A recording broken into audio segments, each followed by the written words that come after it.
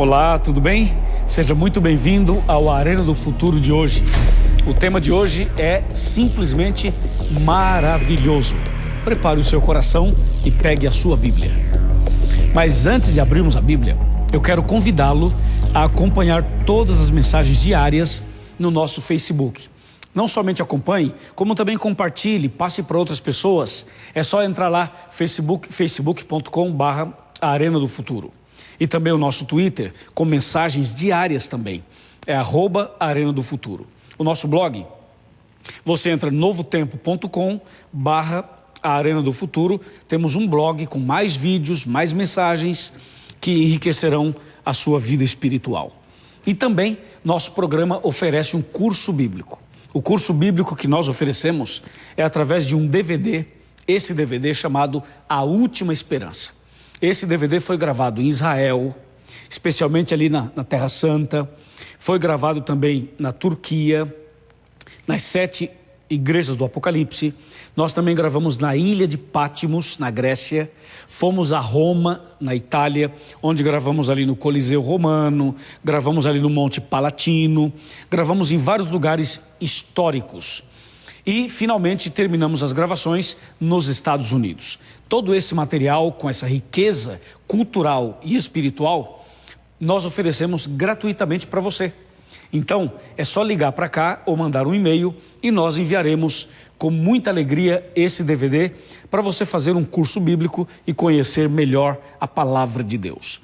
Outra coisa, nós queremos agradecer a tantas pessoas que por onde eu viajo, pelo Brasil todo, você sabe que eu trabalho em 8 países no Brasil e mais 7 países que falam espanhol. E você sabe também que nós temos um programa, o Arena do Futuro, para o espanhol, que se chama Decifrando el Futuro. E através desses 2 programas, eu tenho viajado pela América do Sul e tenho encontrado pessoas nos 8 países, milhares e milhares de pessoas que assistem ao Arena. Muito obrigado a você, que por onde a gente tem passado, você vai lá, leva a sua Bíblia, participa e tem falado coisas lindas do Arena. Eu quero pedir a você o seguinte: você que tomou uma decisão por Jesus através do Arena, você que mudou sua vida através do Arena, você que se tornou até mesmo membro da igreja adventista através do Arena, por favor, mande para nós a sua história, mande a sua mensagem, conte-nos, diga o seu nome, mande uma foto. Você pode fazer isso através do nosso blog, ou você pode mandar através do próprio Facebook. A nossa equipe vai receber a sua história e nós queremos que o seu testemunho seja uma bênção para outras pessoas, entendeu? E de antemão nós agradecemos muito a Deus e a você por estar aqui conosco. Agora, prepare o seu coração para o tema de hoje. Hoje nós vamos falar de um assunto impressionante. A profecia que revela um atentado à verdade. Falar em atentado nesses dias parece algo meio assustador, não é? Porque recentemente nós vimos esse atentado terrorista na França, não é verdade? Nós também temos percebido em outros lugares do mundo pequenos ou grandes ações de terroristas. E tudo isso realmente nos deixa muito tristes, tanto por um lado como pelo outro, né? Na verdade, todo tipo de violência nós não concordamos e a Bíblia não apoia. A palavra de Deus fala muito na paz e na esperança. Mas hoje eu quero falar de um atentado que é pior do que aquele de 11 de setembro em Nova York. Também de um atentado pior do que os atentados terroristas da história. Eu quero mostrar para você a profecia que apresenta um atentado à verdade. E para isso, eu lhe convido a abrir a Bíblia comigo, no livro do profeta Daniel. Daniel capítulo 8, versículo 12. Atenção. Diz assim a palavra de Deus: o exército lhe foi entregue, com sacrifício diário, por causa das transgressões, e deitou por terra a verdade, e o que fez, prosperou. Aqui está o primeiro versículo da tal profecia. Esse versículo anuncia que alguém lançaria a verdade por terra e essa atitude prosperaria. teria apoio, cresceria. Agora, para você entender melhor a profecia, eu chamo a sua atenção para o capítulo 7 de Daniel. Capítulo 7, versículo 25. Confira, diz assim: proferirá palavras contra o Altíssimo, magoará os santos do Altíssimo e cuidará em mudar os tempos e a lei. E os santos lhe serão entregues nas mãos por um tempo, 2 tempos e metade de um tempo. Então, esse texto e aquele outro de Daniel 8:12, juntos anunciam uma profecia. É uma profecia que anuncia claramente um atentado à verdade. Ou seja, alguém seria um instrumento do mal para mudar os mandamentos de Deus, mudar os tempos e a lei. Alguém seria instrumento do mal para jogar a verdade de Deus por terra. Essa é a profecia. Isso foi escrito aqui no livro do profeta Daniel. E agora vem a pergunta: quem seria? Quando ocorreria? E quais as suas consequências? É isso que queremos analisar agora. Portanto, eu lhe convido a ler comigo Daniel 7. Nós vamos ler alguns versos, porque o profeta Daniel, ele menciona no capítulo 7 um sonho e uma visão que ele teve. Veja o capítulo 7, verso 1. Atenção. No primeiro ano de Belsazzar, rei de Babilônia, teve Daniel um sonho e visões ante seus olhos. Quando estava no seu leito, escreveu logo o sonho e relatou a suma de todas as coisas. Falou Daniel e disse: eu estava olhando durante a minha visão da noite, e eis que os 4 ventos do céu agitavam o mar grande. 4 animais grandes, diferentes uns dos outros, subiam do mar. Até aqui. Bom, o profeta Daniel teve sonhos e visões. E ele apresenta, então, 4 animais. O verso número 3 fala 4 animais grandes, diferentes uns dos outros, que subiam do mar. É importante você lembrar que nas profecias bíblicas, especialmente as profecias apocalípticas, que aparecem no Apocalipse e em Daniel, todas as vezes que aparecer a palavra animal, essa palavra animal está se referindo a um rei ou a um reino, ok? E todas as vezes que aparecer a palavra água, seja somente água, ou rio, ou lago, ou mar, está se referindo a pessoas, a multidões, a nações, línguas, ok? Então, nesse caso, o profeta vê 4 animais grandes, diferentes uns dos outros, e eles sobem do mar. Portanto, o profeta está falando de 4 reinos, com seus devidos reis, que se levantariam do meio das pessoas, do meio do povo. É isso que o profeta está dizendo. E quando você começa a ler os textos seguintes, você percebe no capítulo 7, verso 4, que ele menciona um leão. O verso 4 fala que o primeiro animal era como um leão. E diz que tinha asas como de águia. Interessante isso. O segundo animal, no verso 5, diz ele que era semelhante a um urso. E o texto diz assim: o qual se levantou sobre um dos seus lados e na boca, entre os dentes, trazia 3 costelas. Então o segundo animal era parecido com um urso, com 3 costelas entre os dentes. O terceiro animal está no verso 6, que diz: depois disto continuei olhando, e eis aqui outro semelhante a um leopardo, e tinha nas costas 4 asas de ave, tinha também este animal 4 cabeças, e foi-lhe dado domínio. Veja que incrível, um leopardo com 4 cabeças e 4 asas. E o quarto animal, no verso 7, diz: depois disso eu continuava olhando nas visões da noite, e eis aqui o 4º animal, terrível, espantoso e sobremodo forte, o qual tinha grandes dentes de ferro. Ele devorava, fazia em pedaços, pisava aos pés, o que sobejava, era diferente de todos os animais que apareceram antes dele, e tinha 10 chifres. Bom, essa foi a visão que Deus mostrou ao profeta Daniel. Agora pensa comigo assim, de acordo com esse texto: 4 animais, O profeta viu isso e ficou impressionado. Ele ficou pensando, o que significa isso?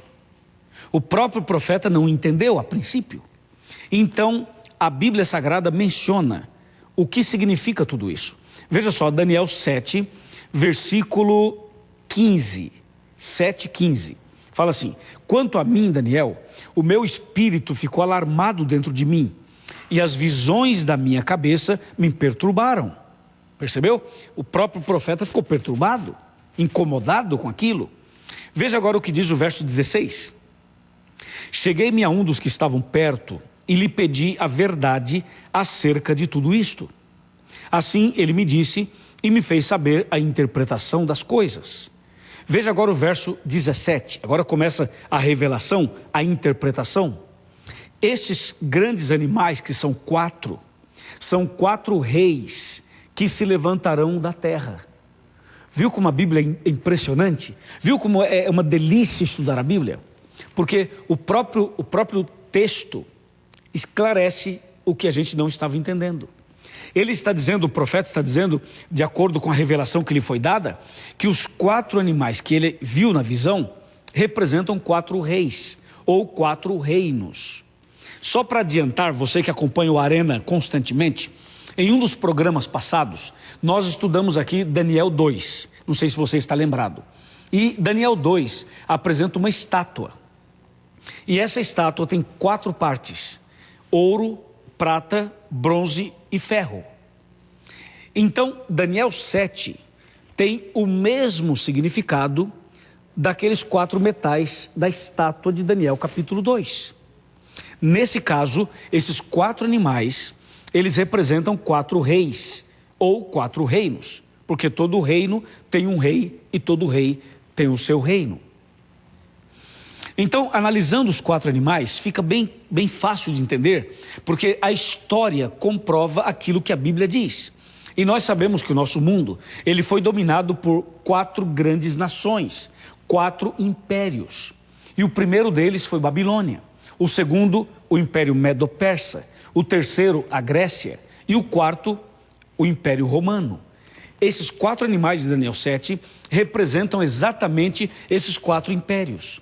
Sendo que o leão representa Babilônia, o urso representa o Império Medo-Persa, o leopardo representa a Grécia e o animal terrível e espantoso representa Roma. De acordo com esse texto, a Bíblia está mostrando uma sequência, uma sucessão de domínios imperiais. Só que o que chama a atenção mesmo é o que está na sequência. Sabe por quê? Porque nós queremos descobrir quem foi o instrumento que o inimigo usou para mexer nos tempos e na lei e para jogar por terra a verdade, que é a profecia que nós estamos anunciando. Então veja só o que diz agora Daniel capítulo 7, versículo 8. Está escrito: estando eu a observar os chifres, eis que entre eles subiu outro pequeno, diante do qual 3 dos primeiros chifres foram arrancados. E eis que nesse chifre havia olhos como os de homem, e uma boca que falava com insolência. Bom, vamos analisar. Os quatro animais são assim. O leão, que representava a Babilônia, dominou o mundo de 606 a 539 a.C. O urso, que representava o Império Medo-Persa, dominou de 539 a 331 a.C. O leopardo, que representava a Grécia, dominou de 331 a 168 a.C. E o animal terrível e espantoso, que representava Roma, dominou do ano 168 a.C. até o ano 476 depois de Cristo. Então, esses quatro impérios já dominaram, já passaram, já não dominam mais. Babilônia nem existe mais. O Império Medo-Persa também não. A Grécia existe, mas não domina mais, não é império. Roma existe, mas também não domina mais, não é império. Então, o profeta menciona no verso 8, que quando ele estava observando os 10 chifres do quarto animal na visão, ele viu uma ponta pequena. E essa ponta pequena tinha olhos e tinha boca, e falava com insolência. E aí chama a atenção do profeta essa ponta pequena. E quando ele começa a analisar e explicar a ponta pequena, aí nós começamos a entender que quem faria a mudança dos tempos e da lei e quem jogaria a verdade por terra seria essa ponta pequena. O que chama a atenção é que a ponta pequena, esse chifre pequeno, ele não saiu do primeiro animal, nem do segundo, nem do terceiro, saiu do quarto animal. Você sabe o que isso significa? Significa que a ponta pequena surgiu de Roma, que é o quarto animal. Essa ponta pequena, que tinha olhos e boca e falava com insolência, é uma representação da parte ou do movimento religioso de Roma. Ou seja, essa ponta pequena é uma representação do sistema papal, do sistema religioso de Roma. E a Bíblia é muito clara quando fala desse assunto, porque diz claramente que essa ponta pequena seria o instrumento para jogar a verdade por terra e para mudar os tempos e a lei. Você quer ver isso? Veja só Daniel capítulo 8, vamos analisar o versículo 9, que diz assim: de um dos chifres saiu um chifre pequeno, e se tornou muito forte para o sul, para o oriente e para a terra gloriosa. O verso 10 fala que a ponta pequena cresceu até atingir o exército dos céus, e alguns do exército das estrelas lançou por terra e os pisou. O verso 11 diz assim: engrandeceu-se até o príncipe do exército, e dele tirou o sacrifício diário, e o lugar do seu santuário foi deitado abaixo. E o verso 12 diz: o exército lhe foi entregue com o sacrifício diário por causa das transgressões, e deitou por terra a verdade, e o que fez prosperou. Então veja que essa ponta pequena, ela seria o instrumento que jogaria a verdade por terra. E essa ponta pequena surge do quarto animal, surge de Roma.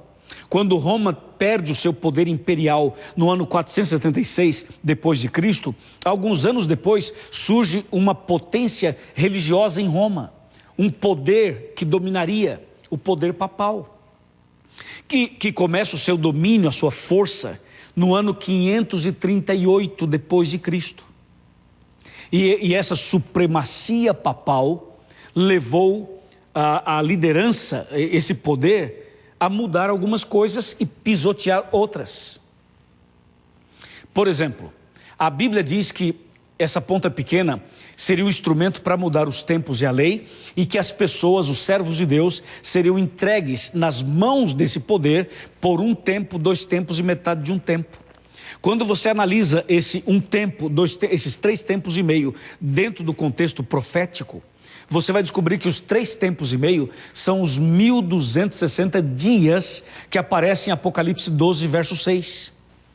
E quando você analisa que um dia profético equivale a um ano, de acordo com Ezequiel 4, 6 e 7 e Números 14, 34, você descobre que esse um tempo, 2 tempos e metade de um tempo está se referindo a um período literal de 1260 anos, que vai do ano 538 a 1798 depois de Cristo, justamente o período da supremacia papal. Período este em que eles mudaram os tempos e a lei.